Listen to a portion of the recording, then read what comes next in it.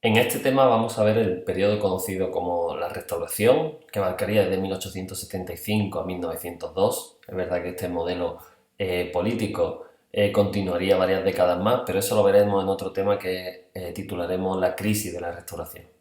Esta restauración recibe este nombre porque se vuelve a instaurar la dinastía de los Borbones en la figura de Alfonso XII, hijo de Isabel II. El hombre que aparece aquí en esta foto es el gran, o en este cuadro, mejor dicho, es el gran ideólogo del sistema político de la Restauración, el político malagueño Antonio Cánovas del Castillo, que va a ser la gran figura en estas décadas finales del siglo XIX. Vamos a ver por qué es un tema largo, aunque creo que es bastante accesible. Vamos a ver básicamente la vida política en este periodo, ese modelo político de alternancia entre dos grandes partidos que veremos a continuación con más detalle, ese modelo que idea Cánovas del Castillo. Será un periodo que otorgará gran estabilidad política después de todas estas décadas que hemos visto anteriores,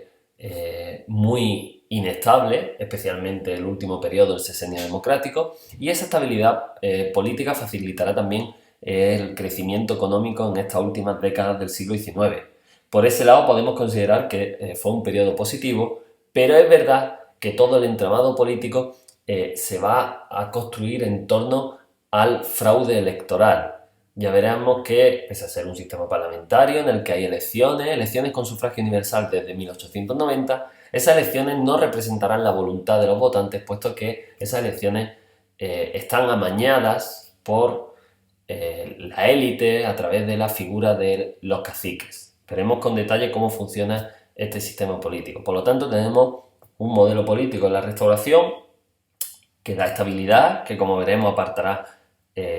a los militares de la vida política, que esa estabilidad propiciará también en las circunstancias exteriores, pero propiciará el crecimiento económico, pero que será un sistema que se basará ante todo en el fraude electoral, no representará la voluntad de los votantes. Y de hecho, incluso no es solo que los dos partidos, Partido Liberal y Conservador, que ahora explicaremos, son los que se alternan en el poder, sino que incluso muchas fuerzas políticas, es decir, todas las que no son esos dos partidos, republicanos, nacionalistas, carlistas, aparecerán marginadas y fuera de este entramado político. De estos tres elementos son los que abarcaremos en gran parte del tema. La parte final del tema irá enfocada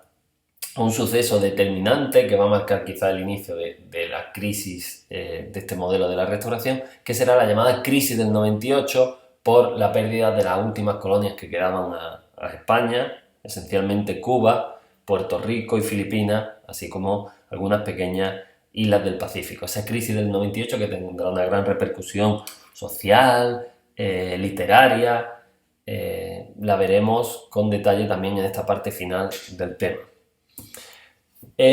¿Por qué esta restauración o en qué contexto se produce esta restauración? Como habíamos visto en el tema anterior, el sexenio democrático es un periodo muy interesante que abre nuevas vías políticas, pero un periodo marcado por los cambios y la inestabilidad. Pensad que se sucede una revolución que expulsará a una reina, habrá un gobierno provisional, el presidente de ese gobierno provisional, Prim, será asesinado, llegará un rey extranjero, Amadeo de Saboya, aparecerá por primera vez la alternativa republicana, en solo 11 meses habrá 4 presidentes, es decir, será todo ello unido a una tercera guerra carlista, la guerra en Cuba, es decir, será un periodo bastante complejo, bastante inestable. En general, una gran parte de la población, pasado este periodo, busca, o cuando está finalizando este periodo del sexenio democrático, busca estabilidad. Un poco de estabilidad,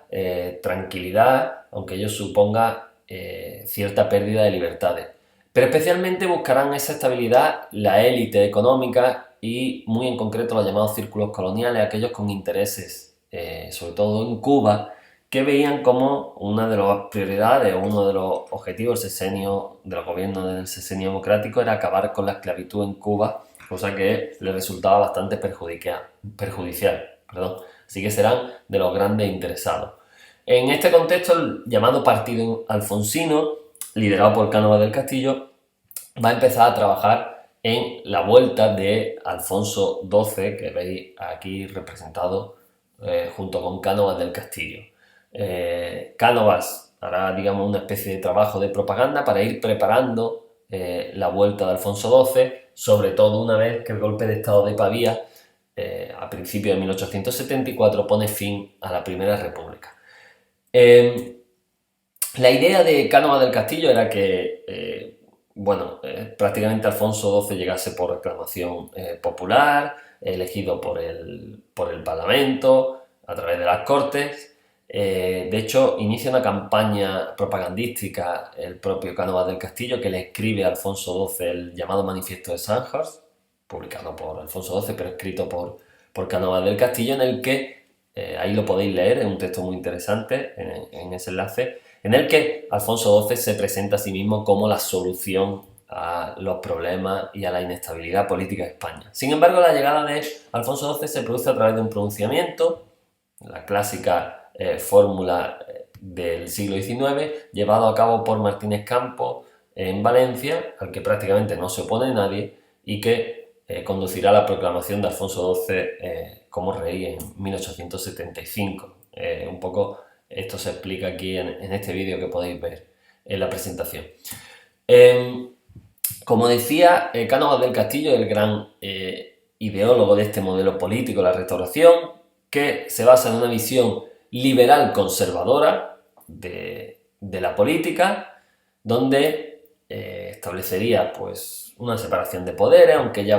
veremos que el rey conserva mucho poder, habría derechos individuales, aunque también es verdad que algunos de ellos después se recortan, pero sobre todo es un modelo enfocado a mantener el orden, en el que la religión tiene su importancia, y es un modelo basado en lo que Cánovas entendía que era el modelo ideal, que era el modelo británico, en el que, con una gran influencia de la corona, dos grandes partidos se alternaban en el poder.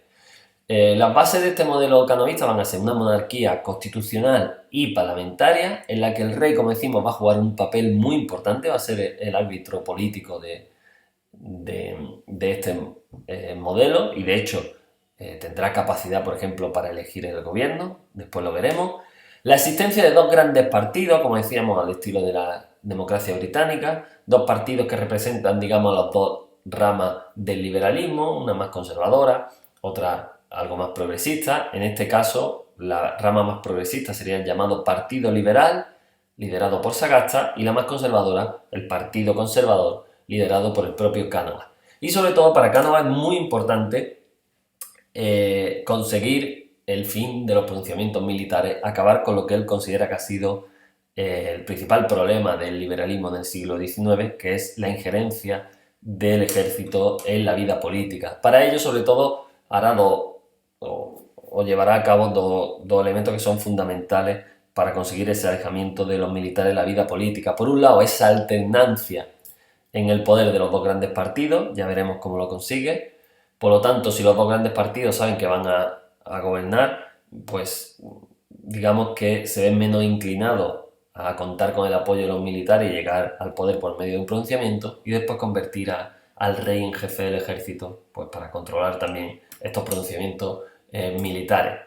Aparte de estas ideas generales, lo primero que tendrá claro Cánovas que debe hacer es acabar con los dos guerras que aún siguen abiertas. La guerra carlista, que acaba bastante rápido, en 1876. La verdad es que con la vuelta de Alfonso XII, muchos de los que habían apoyado esa causa carlista, entre ellos esos círculos coloniales que mencionábamos antes, pues dejan de apoyar a los carlistas y es relativamente sencillo alcanzar la paz. Costó algo más al gobierno español acabar con la guerra de los 10 años en Cuba, pero se consigue finalmente en 1878 con la Paz de Zanjón,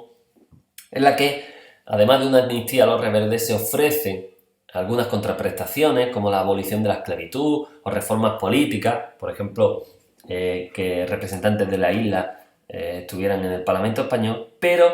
que sirven para firmar la paz, pero que finalmente no se cumplirán y que estarán en el germen del levantamiento a final del siglo XIX que acabará con la independencia de Cuba. Aquí veis, se puede ver un vídeo sobre la paz de Zanjón. Es interesante que lo veáis, sobre todo para después la crisis del 98, que sepamos de dónde viene. Aparte de acabar con esos conflictos, para Canova es importante sentar las bases de este sistema canovista a través de una constitución, la constitución del 76, que tomará elementos tanto de la del 45 como la del 69, aunque en general quizás se parezca más a la del 45, es verdad que en otro contexto histórico distinto, pero es una constitución bastante conservadora, una constitución que, por ejemplo, no establece la soberanía nacional, sino que la soberanía es compartida con las Cortes y el Rey, donde hay unas Cortes bicamerales con un Senado que representa claramente a las élites, donde la corona tiene mucho poder, por ejemplo, la capacidad para elegir gobierno, y donde muchos de los derechos que se establecen, derechos individuales, libertades, posteriormente son limitados a través de otras leyes. Del sufragio no se comenta nada, aunque en principio fue censitario y en 1890 se aprueba el sufragio universal masculino, y aunque hay cierta libertad de culto, es verdad que se limitan, no es la religión católica la única permitida, pero sí hay ciertos recortes de libertad religiosa.